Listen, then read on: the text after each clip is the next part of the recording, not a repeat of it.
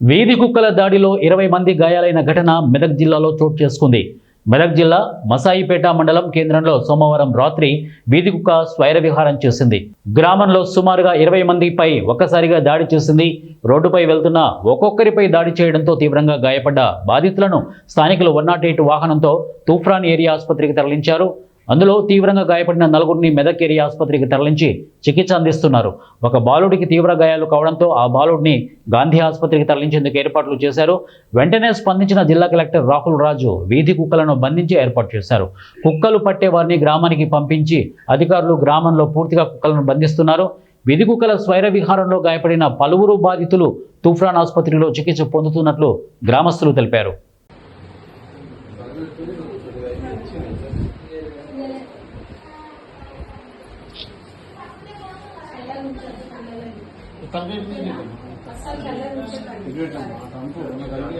మీదికి పైకి తలగా పైగా అట్లా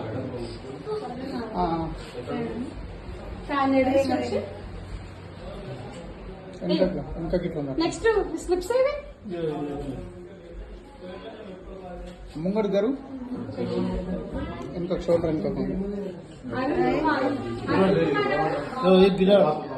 అది బాగా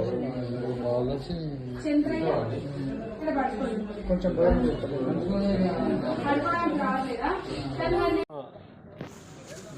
మాసాయిపేట మండల కేంద్రంలో నిన్న రాత్రి ఏదైతే వీధి కుక్కల దాడిలో విచక్షణ రహితంగా వీధి కుక్కలు ఒక 16 మందిని కరవడం జరిగింది. వారిని తూప్రాన్ ఏరియా ఆసుపత్రికి తరలించగా అక్కడ ట్రీట్మెంట్ చేస్తూ కొంతమందిని ఒక నలుగురిని మెదక్ ఏరియా ఆసుపత్రికి తరలించడం జరిగింది. అయితే ఒక బాబుకు మాత్రం కొంచెం ఎక్కువ గరిచిందని తనకు గాంధీ ఆసుపత్రి రిఫర్ చేశారు. వాళ్ళు రేపు గాంధీ ఆసుపత్రికి పోతామని చెప్పి ఇప్పుడే మా బాధితులను మాట్లాడడం జరిగింది. అలాగే తక్షణమే ఎంఆర్ఓ కానీ కలెక్టర్ గారు స్పందించి ఆ వీధి కుక్కలను స్కాచర్స్ తోలిచ్చి పొద్దుటనే వీధి కుక్కలను పట్టడం జరుగుతూ ఉంది. ఇది ఏంటంటే చాలా బాధాకరం. ఎందుకంటే మాసాయిపేట గ్రామంలో ఇంతమందిని ఇంత పెద్ద ఎత్తున వీధి కుక్కలు కరవడం చాలా బాధాకరం. అధికారులు స్పందించి ఏవైతే ఈ వీధి కుక్కలు ఉన్నాయో వీటిని మొత్తం పట్టి వేరే ప్రాంతాలకు ఎక్కడైనా తరలించాలని మేము అధికారులను కోరుకుంటా ఉన్నాం.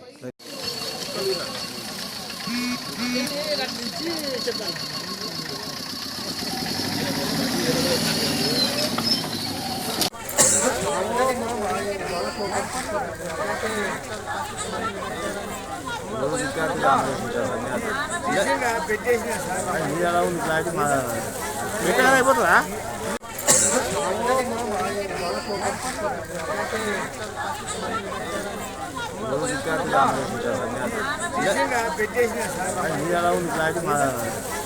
అయిపోతుందా మండలము కుక్కలు రాత్రి 7:30 నుంచి గడిచినాయి. ఆ బిడ్డ గడిచినాయి, మరి ఇంకో పక్కపంట ఆమె గడిచినాయి, పెద్ద ఆమెని. మళ్ళీ ఇక బాగానే చుట్టూరు 25 మంది దాకా గడిచినాయి. ఫోన్ చేస్తే వాళ్ళు రాలేరు. మళ్ళీ వచ్చాక చంపేసాను. ఏ కుక్క చంపేసింది తెలియదు.